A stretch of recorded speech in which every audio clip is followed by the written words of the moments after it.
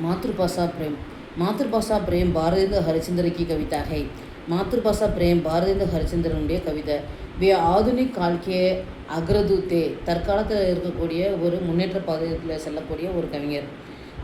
உன்கே காரன் கடிபோலி கா விகாஸ் हुआ, இவரால் தான் கடிபோலி வளர்ந்தது. உன்ஹோனே சாகித்ய கிசி பி பகலுக்கோ அச்சுதா நஹி சோடா ஹை, இவர் இலக்கியத்தோட எல்லா பக்கத்தையுமே தொட்டிருக்காரு.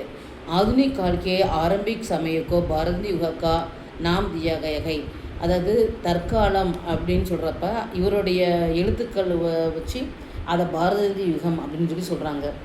मातृभाषा के विकास से ही व्यक्ति और समाज का विकास होता है. தாய்மொழி வளர்ச்சிக்கு ஏற்ற மாதிரி தான் ஒரு மனிதனுக்கும் அவனுடைய சமுதாயத்துக்கும் வளர்ச்சி இருக்குது. इसलिए பாரதவாசிयों को अपनी भाषा को ही नहीं मानना चाहिए. அதனால் இந்தியர்கள் வந்து தன்னுடைய மொழியை வந்து அலட்சியப்படுத்தக்கூடாது. यही बात इस कविता में बताई गई है. இந்த விஷயத்தை தான் இந்த கவிதையில் சொல்லியிருக்காங்க. मातृभाषा के संबंध में भारतेंदु जी के लिखे ये दोहे हिंदी साहित्य जगत में बहुत प्रसिद्ध है. தாய்மொழியை பற்றி இவர் எழுதின இந்த ஹிந்தி பாடல் வந்து இந்த இந்தி இலக்கியத்தில் ஒரு பிரசித்தமானது. अपनी भाषा की उन्नति के कारण ही हम कर क्षेत्र में उन्नति कर सकते हैं. நம்ம மொழி வளர்ந்தாதான் நம்ம ஒவ்வொரு துறையிலுமே நம்ம வளர முடியும்.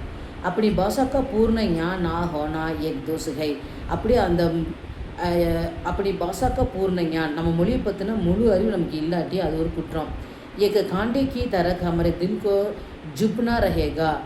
அதாவது நம்ம தாய்மொழியை தவறாக எழுதுறது பேசுகிறது இந்த மாதிரிலாம் இருந்து அந்த தாய்மொழி வளர்ச்சிக்கு நம்ம உதவாமல் இருந்தோன்னா அது நம்மளுடைய மனதை வந்து முள்ளு மாதிரி குத்திக்கிட்டு இருக்கோம். அங்கிரேஜி பட்னே से कोई कार्य कुशल हो सकता है. ஆங்கிலம் படிக்கிறனால எல்லா வேலையும் நம்ம எளிதாக செய்ய முடியும். फिर भी उसे यदि अपनी भाषा के ज्ञान ना होने तो, ஒருத்தவங்க வந்து ஆங்கிலம் நல்லா தெரியும், அவங்க வேலையெல்லாம் கரெக்டாக பார்த்துருவாங்க, அப்படி இருந்தாலுமே அவங்க மொழியை பற்றின அறிவு கம்மியாக இருந்துச்சுன்னா பகு துச்ச ஹீ ரஹேகா, அவனை யாரும் மதிக்க மாட்டாங்க. லோக் உஸ்கா திரஸ்கார் ஹி கரேங்கே, மக்கள் வந்து அவங்கள வெறுப்பாங்க. जब देश का विकास होगा और सब देशवासियों का विकास होगा, எப்போ வந்து ஒரு தேசம் வளர்ச்சி அடையுதோ அப்போ அங்கே இருக்க மக்களும் வளருவாங்க. तभी वह असली विकास माना जाएगा, அதுதான் உண்மையான வளர்ச்சி. मगर अफसोस है कि लोग मात्र अपने शरीर के विकास पर ध्यान देते रहते हैं.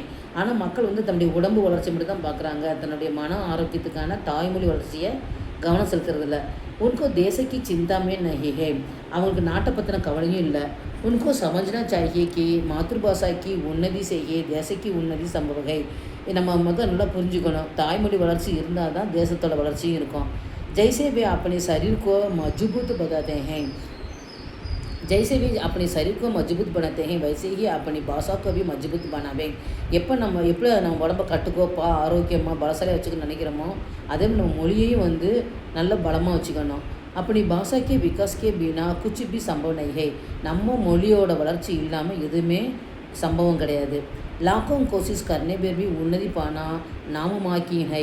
நம்ம எத்தனையோ துறை நம்ம வளர்ச்சிருந்தாலும் நம்ம மொழியில் வந்து வளர்ச்சி இல்லாமல் இருந்தால் அது வளர்ச்சியே இல்லை.